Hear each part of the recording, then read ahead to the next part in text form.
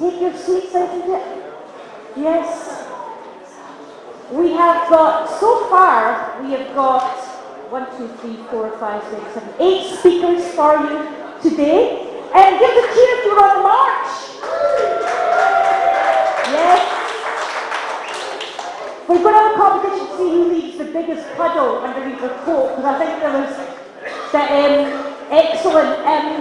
I think there was 80,000 people, is that right? 80,000? Excellent. So we're going to get this kicking off right now with our first speaker. So from all under one banner, please welcome to the stage Gary Kelly.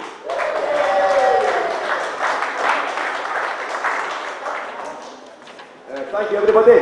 What an amazing turnout in Glasgow. The weather did not deter the Scottish independence movement today, did it? 80,000 people in the streets of Glasgow. I'd like to personally thank Glasgow City Council and Police Scotland and Emergency Services for facilitating this event today. And I'm sure we've actually sent Boris Johnson a clear message what the Scottish people actually want.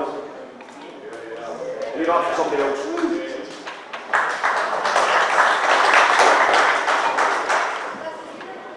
Thank you, Gary. Short and sweet. What I did want to say is we are asking people to speak for 2 to 3 minutes.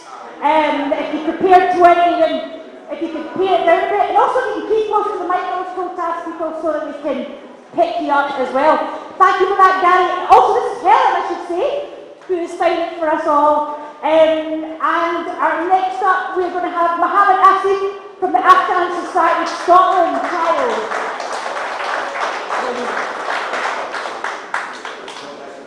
Thank you very much. It's great to be here. I think you never heard this that anyone beat the weather, but today the Scots have proven that we have beaten the nation and we have beaten the weather here in this country. It's a privilege to be part of this march, and I would like to congratulate the organizers, all under one banner. I would like to say briefly a few things. I would like to have a Scotland, because I'm a Scots, and next month will be my 20th anniversary in this country. So thank you for the wonderful welcome.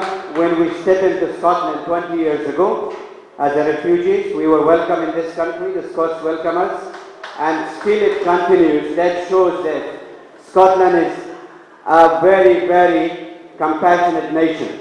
Scotland is a country when hundreds of thousands of Scots were marching against the war in Afghanistan, the imperialist British and American war, which killed 1.5 million people in Afghanistan for the past 40 years.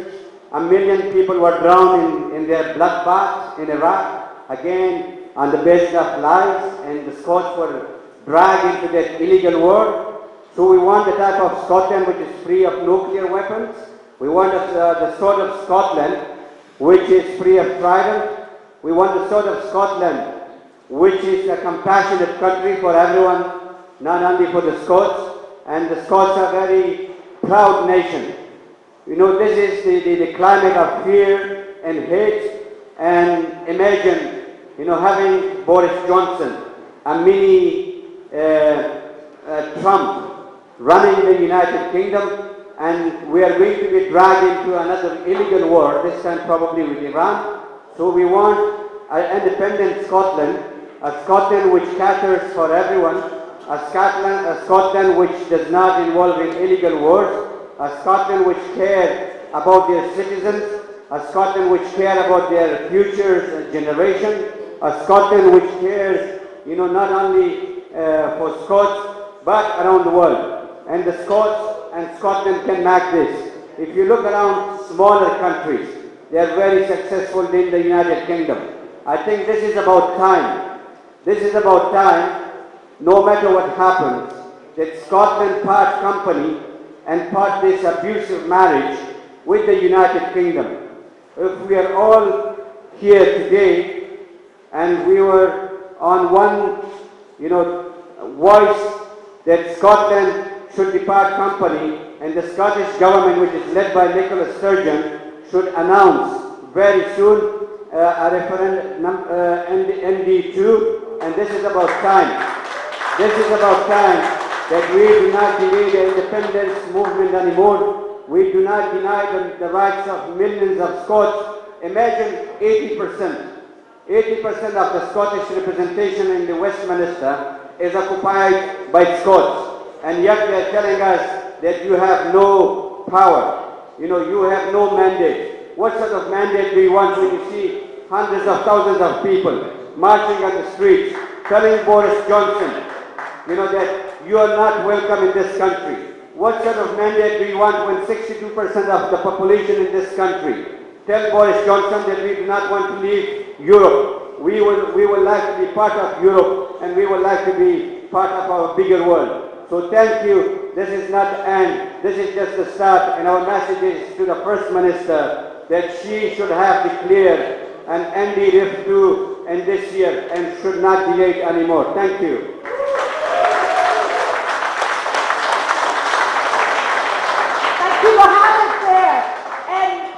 Okay, I just wondered, is Trump, what's the sign for Trump?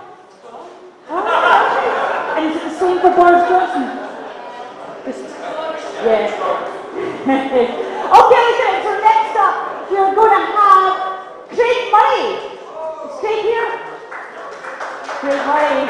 Can you bring your partner in the right, please?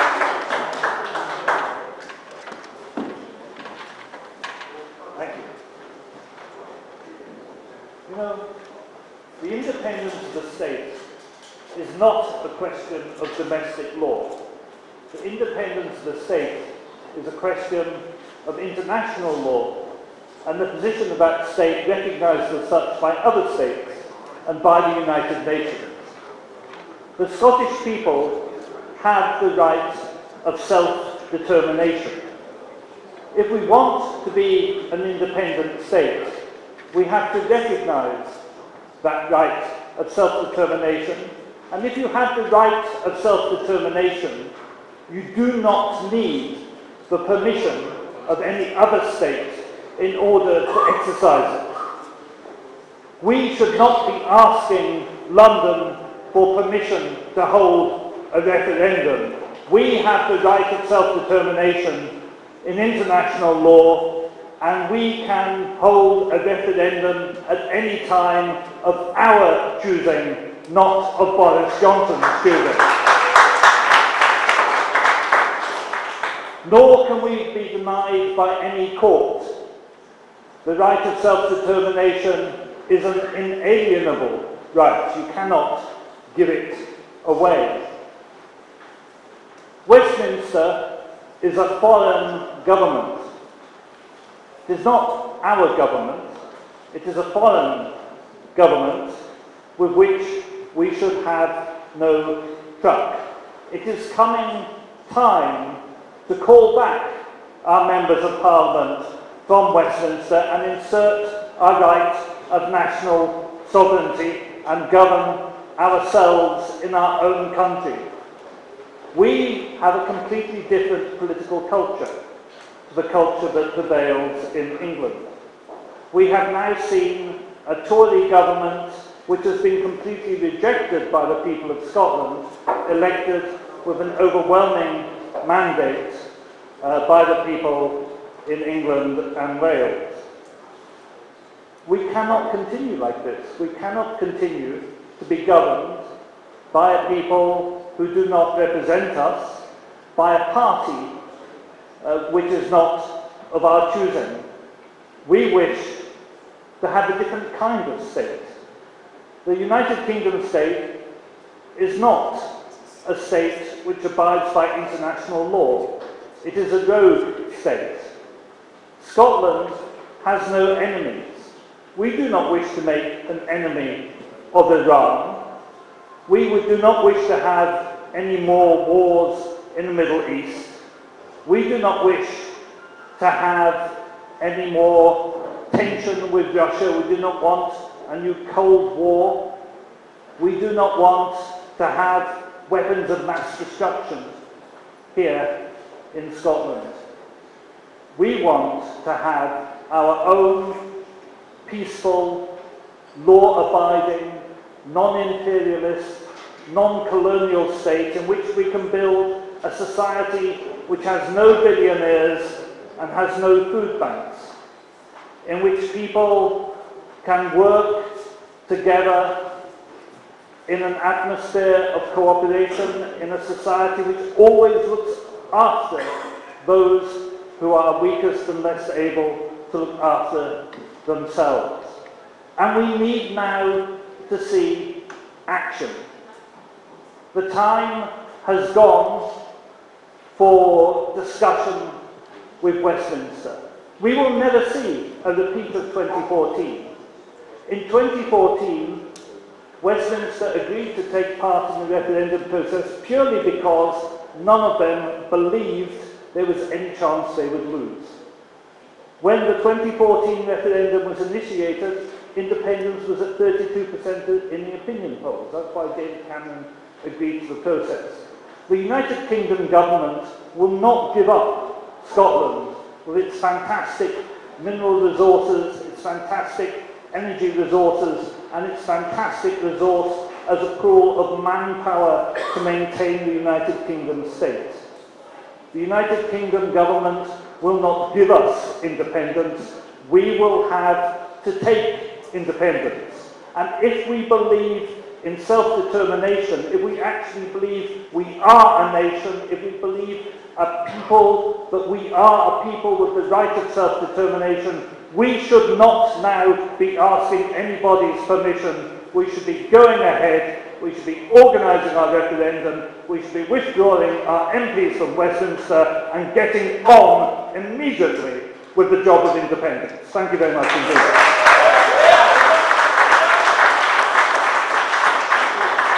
Thank you, Craig Mariner.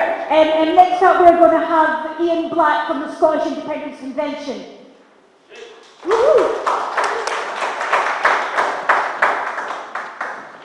Hi there, it's good to speak to a Glasgow audience. It's that lovely balance of beautiful with a wee sprinkling of scary, which I think is one of the most attractive combinations. My name's Ian Black, I'm the Vice Convener of the Scottish Independence Convention. We're the umbrella organisation that's been going since 2005 that has, as part of it, all of the political parties supporting independence in Scotland, the SNP and the Greens.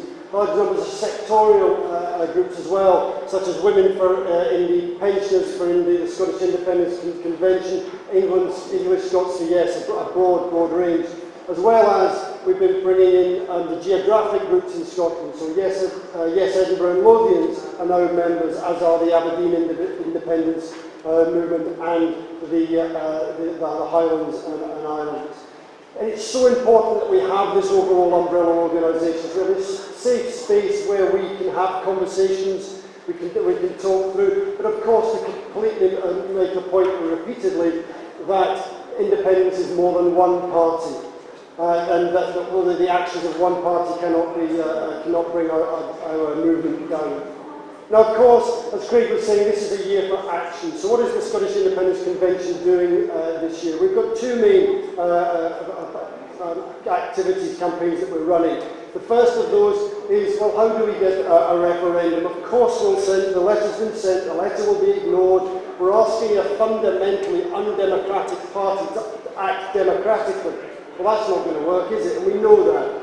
So on the 18th of January, the convention is going to meet up in Perth to discuss our strategy for maximum pressure about how we can get a referendum. But of course, there's no point having a referendum if we're not going to win it. So the other thing that we're doing, and we have been for a while now, as you'll see in my T-shirt here, we've started the Voices for Scotland campaign. Over a year ago, we had a fundraiser. We got money from some money we spent on a brilliant design agency in Glasgow to put together a campaign focused at those undecideds and unsures, and maybe even some of those soft no's, and to have a respectful, open conversation with them. It is our strategy ultimately to do what Bernie Saunders has done and have a big organising model where there is somebody from Voices for Scotland and every postcode in Scotland are facilitated and helped and brought together by the organisation. So when I was down a couple of months ago, I had the great pleasure as Vice Convener of the SIC to go down to Wales to speak at the Merthyr Tydfil March, and I see a few of the T-shirts in here. Absolutely amazing event they had down there. speaking from a couple of floors up to 5,000 beautiful Welsh faces coming back to us. And one of the things that I talked about down there is the difference, the fundamental difference between someone who supports independence in Scotland and someone who doesn't. And we did some work through Heriot University to examine that. It just comes down to this one word, confidence. And no supporter up here has less confidence in both in themselves to sort out problems, but also in they have less confidence in fellow Scots to sort out the problems and of course take the opportunities that independence will bring. Interestingly, people who are not supporters of Scottish independence are also more risk averse. They're scared of taking a chance. It's not to say that the supporters of independence are crazy, gung-ho, run ahead and get stuck in. We're canny Scots, but we know that we have to take some risk in order to create this country, because we know that what we have at the moment is not good enough and is not as good as it can be. So I'm going to, we had at the end of that march a confidence building thing where I just got everybody to start cheering. And it was absolutely wonderful. We had 5,000 Welsh back saying, yes, Wales can. Yes, Wales can. And my heart was pumping out my chest listening to it. But we know that that's not the confidence that we need to build in those people who are not yet supporters of it. The confidence we need to build will only be built through conversations. It's only going to be built through conversations with people that you love and you trust and you respect. And it's to happen in those open and safe spaces and happen repeatedly. These are not the conversations where we drive statistics down people's throats because we think that's the way to do it. These are the conversations that you have where you come away from them feeling empowered, feeling good, and feeling even more bonded to that person you discussed with it. So those are the types of conversations that Voices for Scotland is looking to facilitate. So I have two asks for you today. Will you lend your voice, will you add your voice to the Voices for Scotland campaign that we're starting in a couple of months' time? It's time to talk. If so, please go to our website, give us your details, speak to your local Yes group, speak to your friends where you might have organise to have some of these conversations. The other thing I'm going to ask you today is, will you give £5 until Scotland is independent?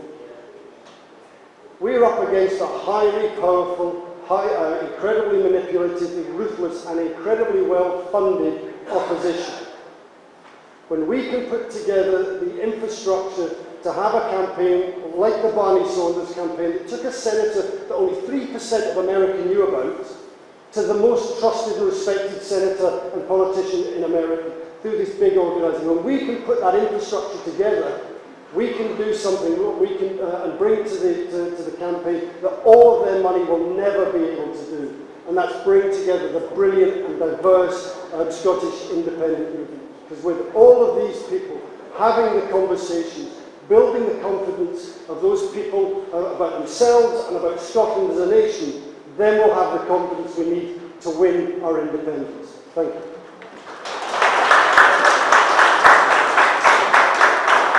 Thank you, Ian Black. And next up, a journalist, writer, campaigner. Please welcome to the stage Valentina Cervera. Where's your name? I've written it down. Valentina Cervera.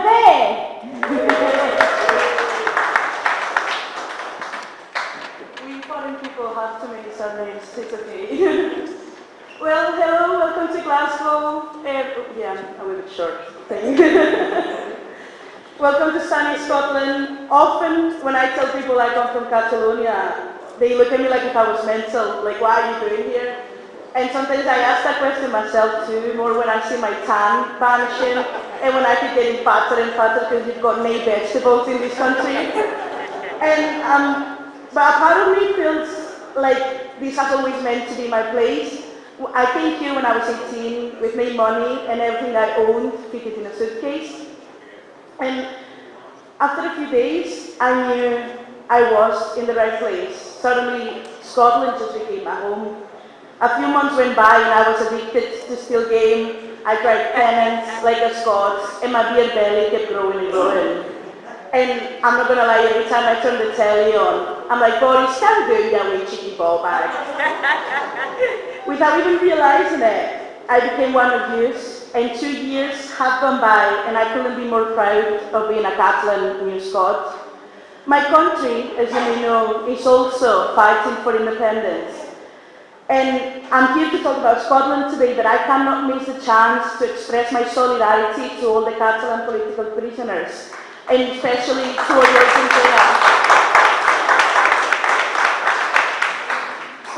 Oriol Junqueras, who is an MEP, an elected MEP, and still in jail after that shambles of a trial. If we call that justice, I don't know what it was 100 years ago. I mean, in Scotland and Catalonia, we will get independence because we're both fed up of the bigger fish always telling us we have to do. Scotland is big enough, smart enough, rich enough, and to become independent, and we will. I mean, we're a 10 out of 10 when it comes to countries, right? We've got the looks, we've got the personality, the intelligence, and the money. I mean, Scotland doesn't need the UK, just like a woman doesn't need no man. I mean, in Scotland, we're constantly talked down. Every time one of our SNP MPs goes up to talk, people boo, people stand up and walk in the House of Commons.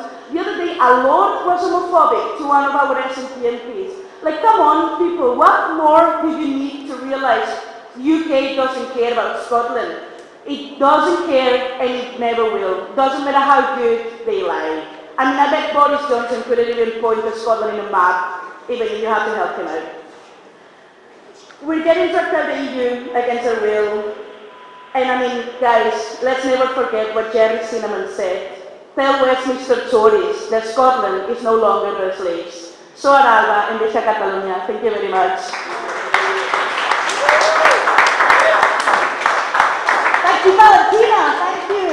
And so we're going to move along. And next up, we have got Gwion Hallam from Welsh Independence Group.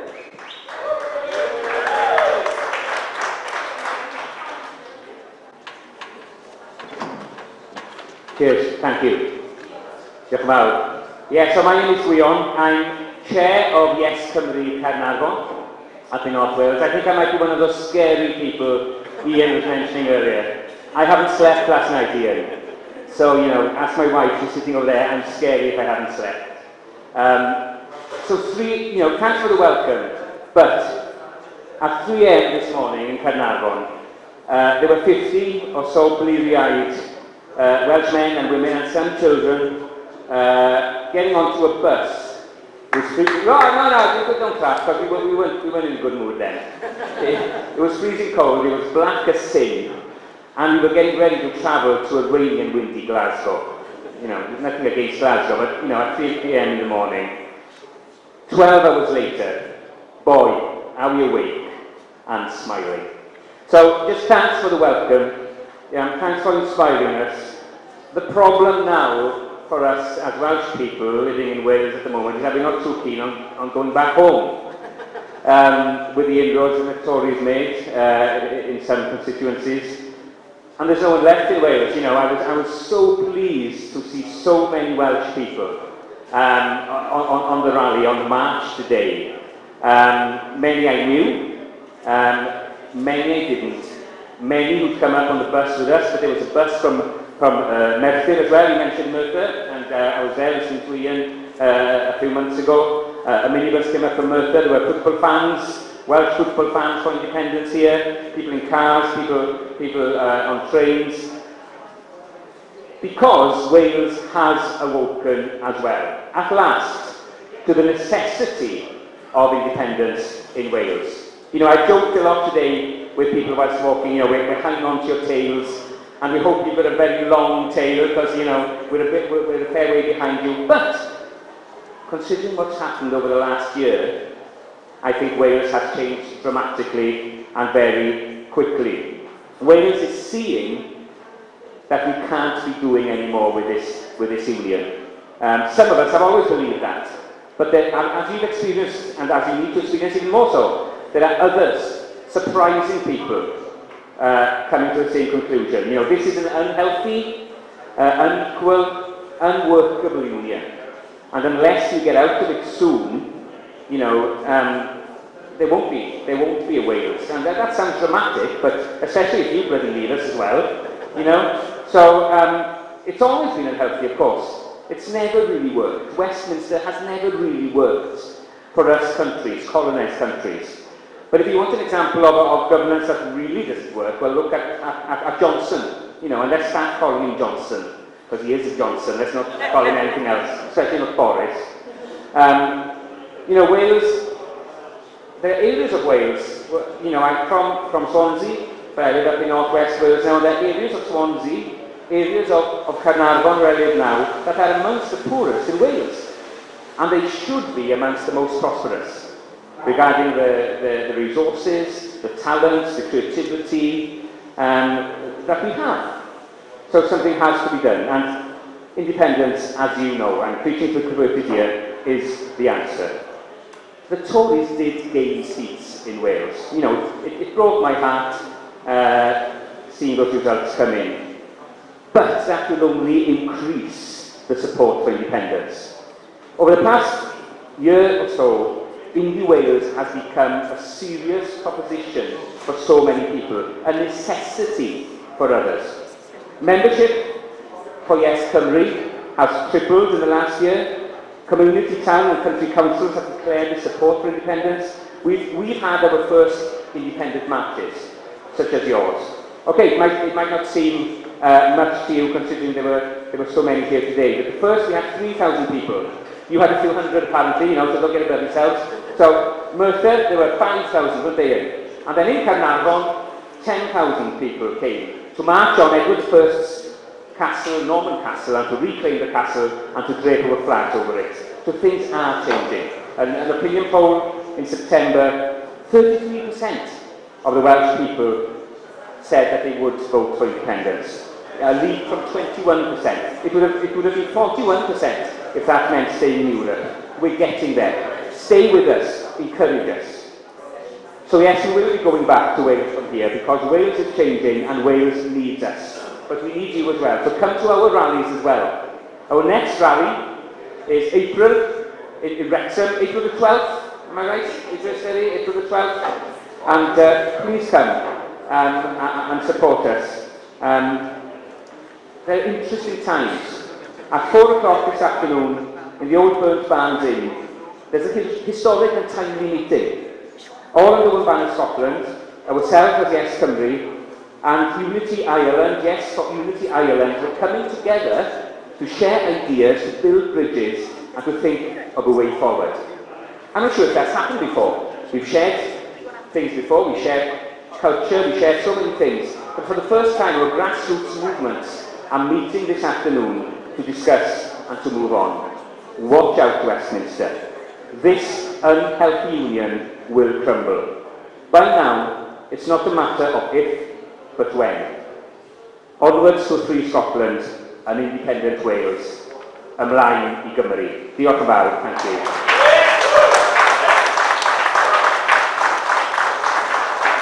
Thank you very much, Leon, for that. Thank you. Okay, next up we have John Hunter Patterson from the Scottish Independence Foundation. How Scottish, here I am, I came along to March, ended up doing my first ever press conference. Wonderful, isn't it? The Scottish Independence Foundation was formed about 18 months ago to raise funds to back and support all sorts of activities related to Scottish independence. In the past 18 months, we've raised £130,000. In the past 18 months, we've spent £130,000. And the type of thing we've done, supported, yes, East Ayrshire, when they had the wonderful plan to sail the Waverley from Largs down to Campbelltown for an all under one banner march. They required £8,500 for a deposit, and we were only too happy to provide that money. Sadly, the Waverley boilers blew up, and the sailing was cancelled. But just imagine that, what a sight that would have been. The Waverley sailing down the Clyde, flags flying, bagpipes going, full of laughter. What a sight that would have been. We do not take expenses. There are only 4 or 5 of us on the committee. We do not take any expenses or any salaries whatsoever. Every pound that comes into the Independence Foundation goes back out. We do not support any political parties. It's only groups and bodies that have good ideas and projects that will advance the cause of independence. But to give money away, we need to get money in.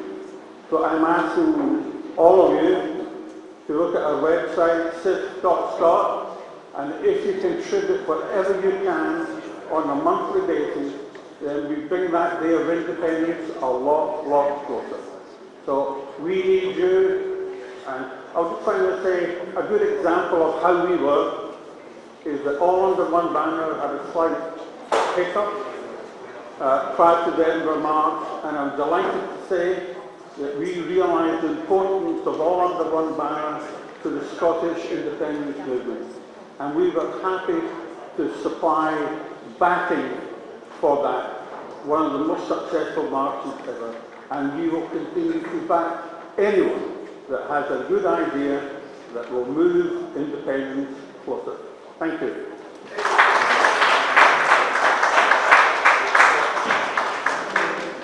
Thank you, John Hunter Patterson there. Thank you very much.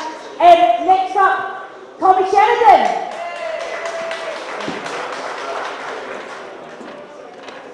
Thanks very much, Chris.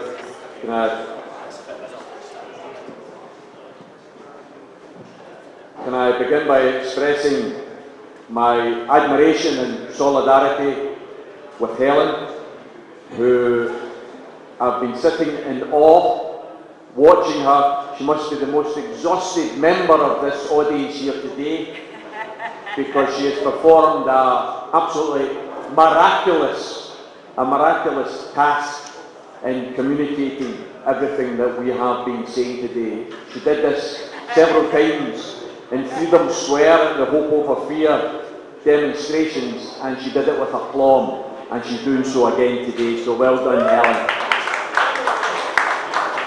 Brothers and sisters, I'm here representing Hope Over Fear, one of the many grassroots independence campaigns that, together with All Under One Banner, Forward as One, the tens of hundreds of Yes campaigns up and down the country, we represent the grassroots heart of the independence movement. And that grassroots heart, in my opinion, has done its job over the years since 2014. Because every year, every single year since 2014, the grassroots independence movement has mobilised tens of thousands, hundreds of thousands, in every city and every town across the length and breadth of Scotland. All Under One Banner in particular. Last year, we marched, it seemed, everywhere, from Oban to Aberdeen to Inverness to Perth, and of course, here in Glasgow, and the massive, monster demonstration in Edinburgh. That was an historic demonstration, and it displayed, brothers and sisters, that the independence movement was doing its job. It was mobilising the grassroots in support of Scotland's freedom. We were asked by the de facto political leadership of the independence movement. We were asked by the SNP to do our bit in the campaign, and we did it.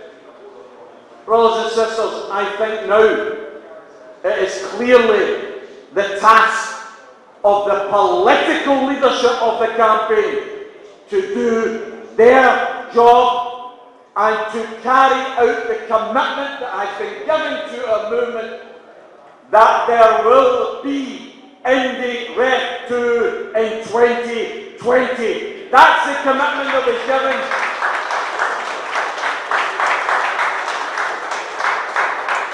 That's the commitment that was given, brothers and sisters, and that's the commitment that we rightfully believe should be carried out.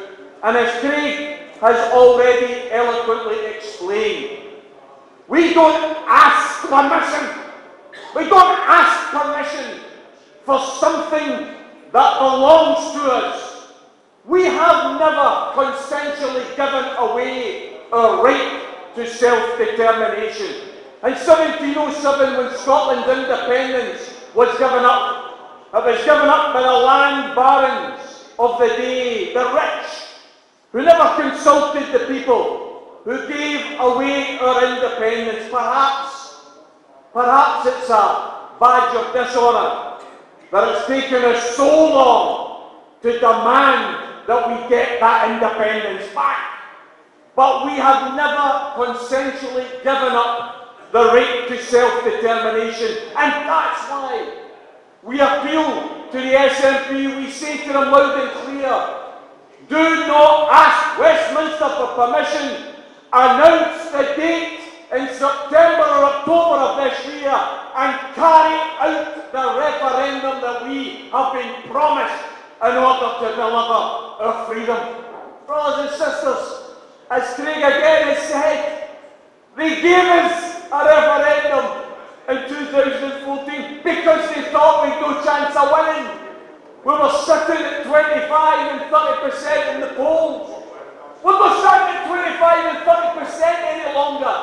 We're sitting at 50 and 55%. Do you think they're going to give us a referendum when the majority are saying they're going to vote for freedom? Of course they won't. They can't afford to give up the supplies of natural gas and oil and land and all the food and beverages that we supply. They can't afford any longer to give up the subsidies, and that's what it is. Please tell your unionists loud and clear when they talk about Scotland's too wee, Scotland's too poor, Scotland's not smart enough. We need England. I've got to inform you. Read the facts, read the figures. Scotland is not subsidised by England. Scotland subsidises England. That's the reality. That's the reality. And we have to ask ourselves, what is democracy? Democracy is not an event. Democracy is not a one-day affair. Democracy is a process. And we accept in 2014, despite all the odds, we went from 30% to 45%. We nearly won, despite all the odds. But we accept that we lost in 2014. What we don't accept is that you give up what you believe is your inalienable right because you lose one vote. We say to all the unionists who say to us, just shut up, just go back in your box, you lost the vote. We say to them, democracy is a process. And since 2014, there's not been one, there's not been two, there's not been three. There have been 4 national elections, 3 of them UK elections, 1 of them a Scottish election. And in every single one of those 4 elections, the Party of Independence has won in Scotland. That's a democratic reality. We have got, brothers and sisters, to turn round to Mr. Johnson and say loud and clear, listen to what you said 4 weeks ago in the run-up to the December election. You said a vote for Labour, a vote for the SNP is a vote not just for one, but for 2 referendums. Go and read the material that they put in Scotland. Go and listen to what Johnson said. He said if anybody votes Labour, if anybody votes SNP, they're voting for 2 referendums because Labour said that they recognise the right of the Scottish people to decide when the next referendum takes place. Brothers and sisters, the reason that's important is because 45% 45% of Scotland voted SNP. They voted for indirect too. But 18% of Scotland voted Labour in the recognition that Labour was recognising it was Scotland's right to determine indirect too. In other words, we don't have 45% support for indirect too. We have 63% support in Scotland for indirect too. And that's why we as a democratic movement demand that Johnson and the Tories recognise we have democracy on our side. Brothers and sisters, I'll finish my remarks by applauding all under one banner for doing something which is truly remarkable. In the space of less than 4 weeks, in the midst of festive Christmas and New Year celebrations, and despite the absolutely most foul weather you can imagine, you've still managed to bring onto the streets of Glasgow between 80 and 100,000 people, which in equivalent terms would be 800 to 1 million people marching through London. We say loud and clear, we've done our job. SNP, we ask you with our hearts, we've given you our votes, we've given you our confidence. You are not in Westminster to settle down, you're in Westminster to settle up. Let's have indirect too in 2020. Thank you very much. Thank you, Connie Sheridan. We moved the mic for you. You didn't have to do that there. Okay, so next up from Plaid Cymru, we're going to have Liz Saville-Roberts.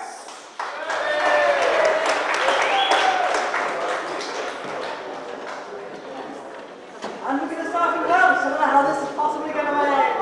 Diolch yn fawr iawn. Diolch yn fawr iawn. Glasgow, all under one banner. You are an inspiration to us. An inspiration to all of us who travel from Wales, who travel by bus, by train, by car. We've come through this hideous weather to be with you today. Whatever the weather has thrown at us, we have been with you today. And we've done that. We've done that because we seek the vital spark of inspiration which you mean for us, which you give us. And I know that vital spark, the point of that, here we are in January, the new year, the new decade. That is what is going to light us through the new decade of the 20s, the whole inspiration, this extraordinary decade that faces us, which will be such a decade of change. And the year, of course, you just heard Tommy say, this will be the year of your independence referendum. The referendum that Boris Johnson would seek to deny you. How dare he, that callow, shallow, shameless man, how dare he seek to influence, to control the timetable of your nation, of the independence of your nation. And moving ahead now, it is for us, for Wales. Look at this time, I work in Westminster, been working this week, and this great change that we're seeing has been brought extraordinarily by Brexit. As we speak today, the Northern Ireland Assembly is reconvening. And what we will see now, and we work, of course, Plaid works with the SNP, with SDLP, with Alliance, we find ourselves talking to the DUP. But all three parliaments of the nations of Ireland and the island of Britain are all working now to make sure that Boris Johnson never gets the opportunity to take our powers back from us. So what I seek from you now, what I seek from you so much, in the inspiration that we need from you, to give us the confidence, to give us the hope, to light the way into the decade of 2020, to light the way of our rallies in Wales. The first one in Wrexham. Believe me, it's nearer than the distance we've come for you. Come to Wrexham on April the 18th. You have been such an inspiration to us. You have given us the means. You have given us the confidence. Take us forward for us. For yes, Cymru, the words that we learnt from you the confidence, the inspiration, the hope. And hope, believe me friends, hope is what tyrants fear the most. It's easy to despair. It's easy to put the blame on somebody else. It's easy always to find somebody else to make the hard decisions for you. But when hope comes forward, the hope of the new generation in Wales, the hope that we have learnt from you, that is what will break us out of the chains that hold us back. And for you, to you, we are eternally grateful. Diolch yn fawr iawn.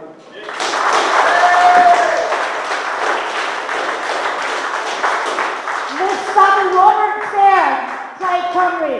Okay, now from Yes Ireland, we have Michael McLaughlin.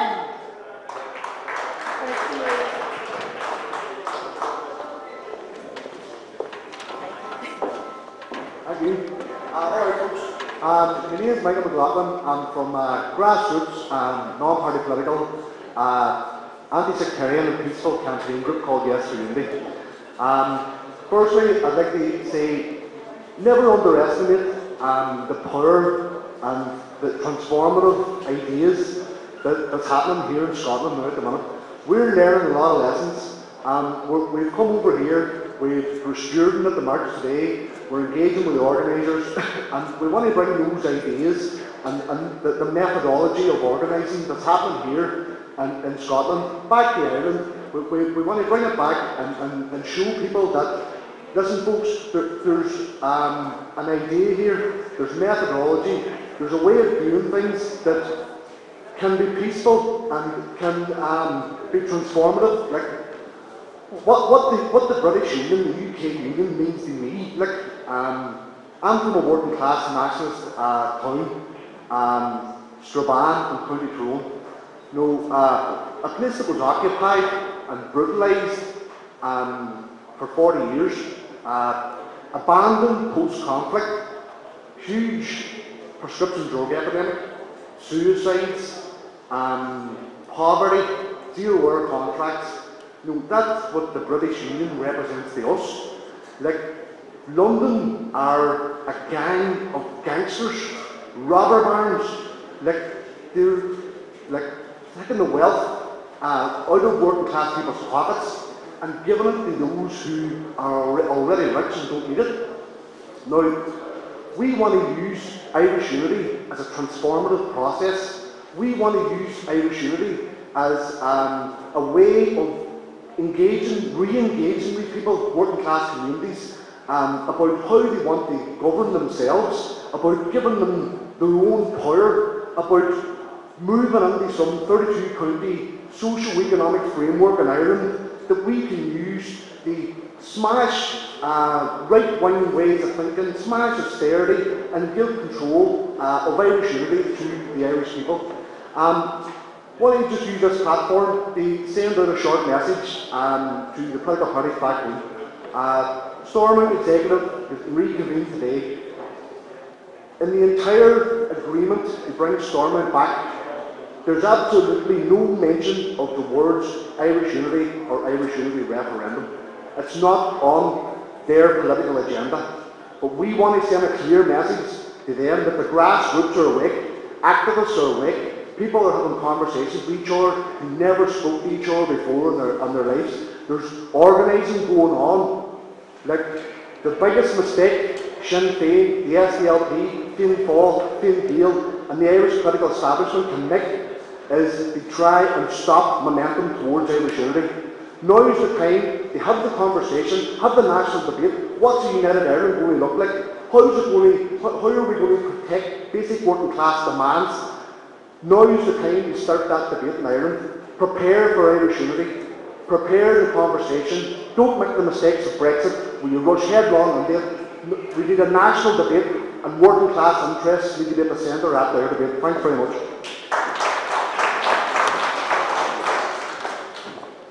Thank you, Michael McLaughlin there. And we have two more speakers to go, ladies and gentlemen. So, our penultimate speaker will be David Younger from Digital Covenant.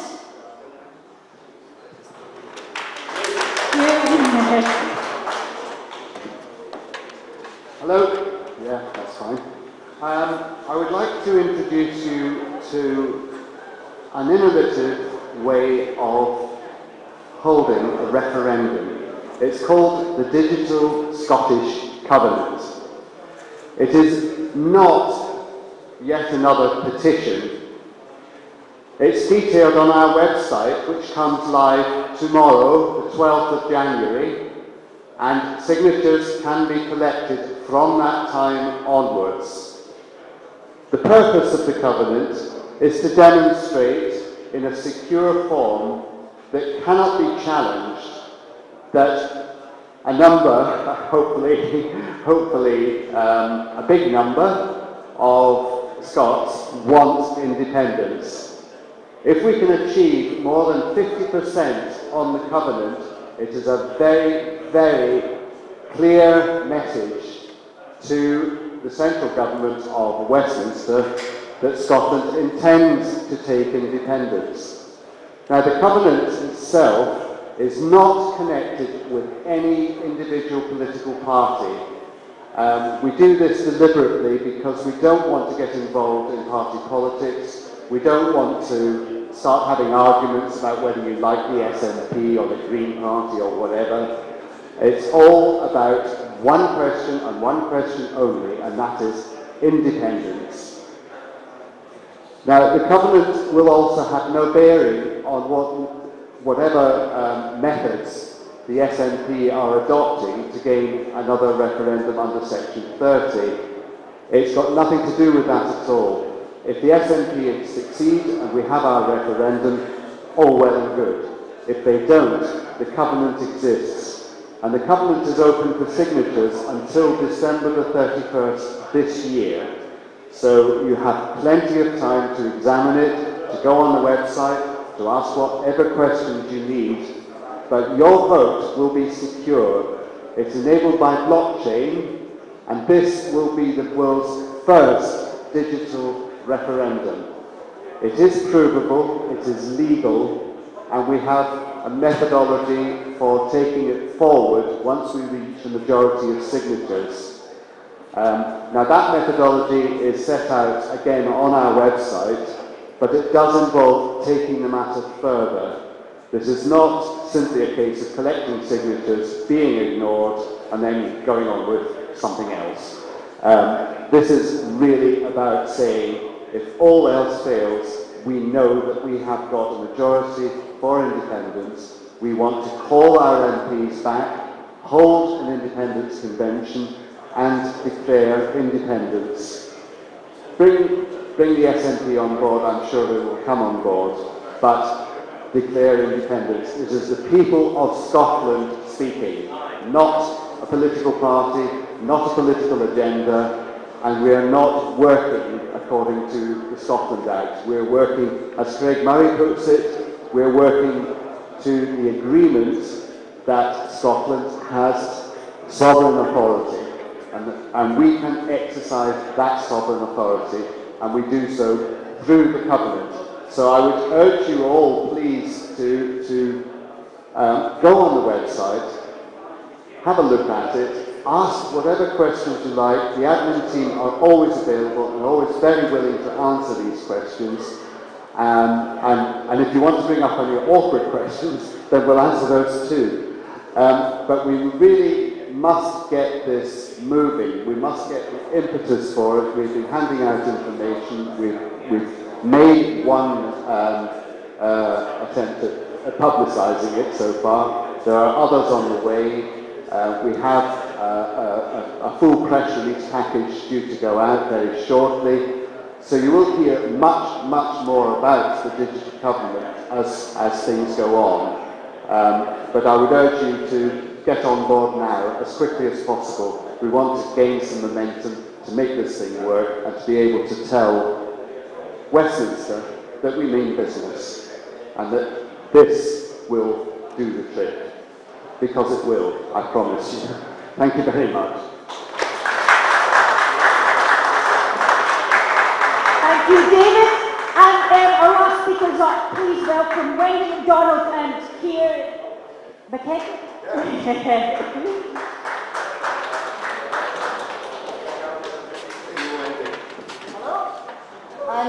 I'm on the Lundana and I really love being part of it.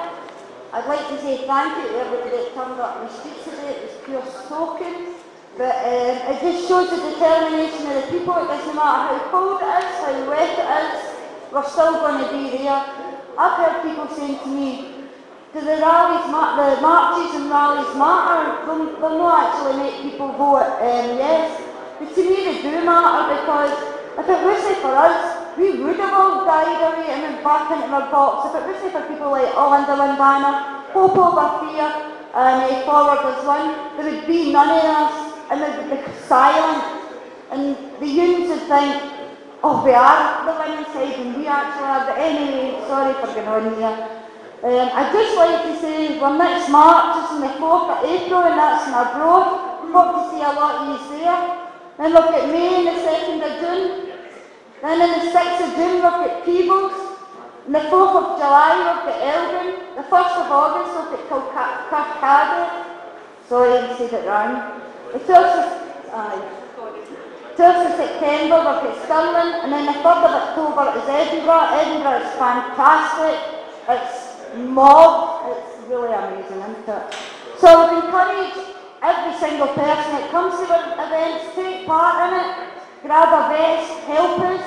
If you want to message the page and get more involved, do that. But I'll hand it over to Pierre now. There you go, Pierre.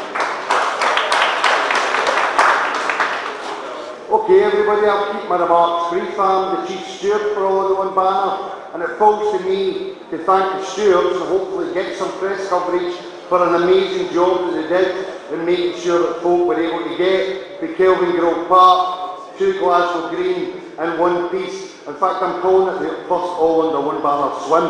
That's what it felt like, wasn't it? And I think it's very important that we understand that the 80,000 people who made it to Glasgow today represent millions. In fact, we already know that tens of thousands were unable to make it today.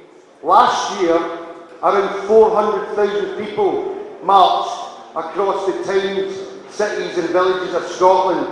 Next year, we hope to take those numbers up into the millions.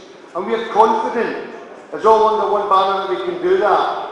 And one of the reasons we know we can do it is because we already know there are hundreds of yes groups, yes hubs, trade unionists for yes, NHS for yes, English Scots for yes. There has been a huge growth in grassroots activist groups being set up across Scotland, and that is what is the core of the mobilisations that all under One Banner are able to organise. But there's something more fundamental here, which is why the movement is growing, and that is the election of Boris Johnson. And all under One Banner would like to take this opportunity to serve notice to the Tory government and to the union that we're not asking for independence from Boris Johnson or indeed from Nicola Sturgeon or the SNP. We're demanding NBRF2. It's the Scottish people's right to decide, and we're demanding that that happens this year. Not only are we demanding it, but we are stating very clearly that this notice has been served because we're not willing to put up with another 5 years of Tory austerity.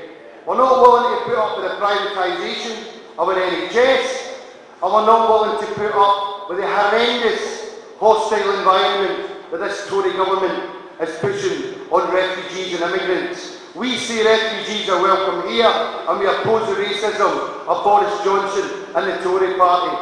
We're also serving notice on the Trident missiles and the Clyde. We don't want them here, and will mobilise as one of the key reasons for independence to get Trident subs off the Clyde and to use that money and invest it in our schools or hospitals and to defend our NHS. We're also serving notice on the climate polluters. We're serving notice that we want a green environment. We want green jobs. We don't want to ruin our environment. We need to save the planet. Dare I say it, from these capitalist bastards who are going to destroy it. That's what All Under One Banner represents, and that is what we will be mobilising for. As Wendy quite rightly said, we have a programme next year of 7 demonstrations, And our intent, if we don't get into F2, is that we are serious that we will make Scotland ungovernable until we receive the details of into F2. This is a mass movement. We are not on our own. We're part of a global movement. We're seeing the young people take to the streets across the UK to save the planet. We've seen demonstrations in Chile, Brazil, the Lebanon. We are part of an internationalist movement, and all under one banner are proud to be leading that movement. Which is why my final comment is we want to give a plug to the All Under One Banner National Assembly on the 15th of February in Glasgow, where we're inviting the Yes groups, the key groups across Scotland, to come and join us at that conference to discuss the strategy and the tactics to make sure that we end Tory rule in this country and that the Scottish people get the opportunity to have a referendum and finally put the nail in the coffin of the British state. Come and join us, you're welcome, and thanks for your efforts in making this a huge success.